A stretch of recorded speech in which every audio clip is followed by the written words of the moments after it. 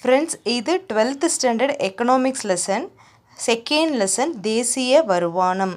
ஓகேங்களா, தேசிய வருமானம் நேஷ்னல் இன்கம்னு இங்கிலீஷில் இருக்கும். அதில் இருக்க சம் இம்பார்ட்டண்ட் கொஷின்ஸ் தான் இப்போ பார்க்க போகிறோம். நீங்கள் இதை ஒரு ரிவிஷனுக்காக யூஸ் பண்ணிக்கலாம். அங்கங்கே இருக்க இம்பார்ட்டண்ட் லைன்ஸ் உங்களுக்கு தந்திருக்கேன். தேசிய வருவாய் எனும் கருத்து கீழ்கண்டவைகளில் எதை சமாளிப்பதற்காக முக்கியத்துவம் வாய்ந்ததுன்னா வேலைவாய்ப்பின்மை, பணவீக்கம், வளர்ச்சி. அதனால் இதோட ஆன்சர் அனைத்தும். ஓகேங்களா, இந்த மூணுமே ஆப்ஷன் கரெக்டு தான். அடுத்தது, கீழ்கண்டவைகளில் எது தேசிய வருவாயின் அடிப்படை கருத்து இல்லை அப்படின்னா ஜிடிபி, என்என்பி, என்டிபி. இது மூணுமே தேசிய வருவாயோட அடிப்படை கருத்துக்களில் வரும். இன்னும் சில ஃபேக்டர்ஸும் வரும். இருந்தாலும் இதில் எது இல்லைன்னு கேட்டிருக்காங்க. ஸோ எதுவும் இல்லை அப்படிங்கிறது தான் ஆன்சர். கொஷின் நம்பர் 3, நிகர உள்நாட்டு உற்பத்தி. இதில் உள்நாட்டுன்னு கொடுத்துருக்கும் போதே அது டொமஸ்டிக்னு வந்துடுது. ஸோ என்என்பி வராது, அது நேஷ்னல். ஸோ ஜிடிபி மைனஸ் தேய்மானம், டிப்ரிசியேஷனை மைனஸ் பண்ணும்போது தான் நிகர உள்நாட்டு உற்பத்தி நம்மளுக்கு கிடைக்குது.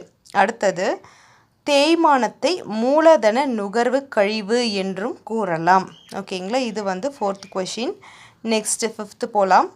தேசிய வருமானம், தலா வருமானம் அப்படிங்கிறது என்னென்னா தேசிய வருமானத்தை மக்கள் தொகை, மொத்தமாக நாட்டு வருமானம் இருக்கும் இல்லைங்களா, அந்த மக்கள் தொகையால் வகுக்க கிடைப்பது தான் தலா வருமானம்.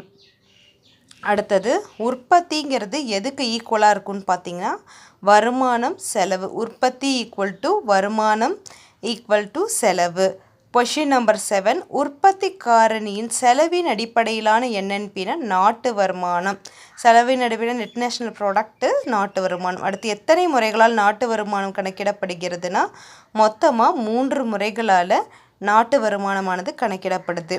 கொஷின் நம்பர் 9, ஒரு நாட்டோட எந்த செயலை நாட்டு வருமானம் குறிப்பிடுது அப்படின்னா நாட்டு வருமானங்கிறது பொருளாதார செயலை தான் குறிப்பிடுது.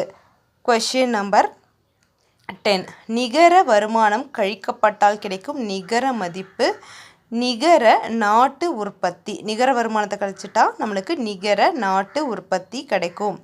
கொஷின் நம்பர் 11, த ஆவரேஜ், அதாவது ஒரு நாட்டோட சராசரி வருமானம்ங்கிறது என்னன்னு கேட்டிருக்காங்க. தலைவீத வருமானம் தான். பெர் கேபிட்டாவா பர்சனலான்னு கேட்டால் பெர் கேபிட்டா இன்கம் தான் நாட்டோட ஆவரேஜ் இன்கம்மாக இருக்கும். அடுத்து, கொஷின் நம்பர் 12, என்என்பினா என்ன, அதோட ஃபுல் ஃபார்ம் கேட்டிருக்காங்க. என்என்பிங்கிறது நெட் நேஷனல் ப்ராடக்ட். ஓகேங்களா, இது தேங்க்யூ.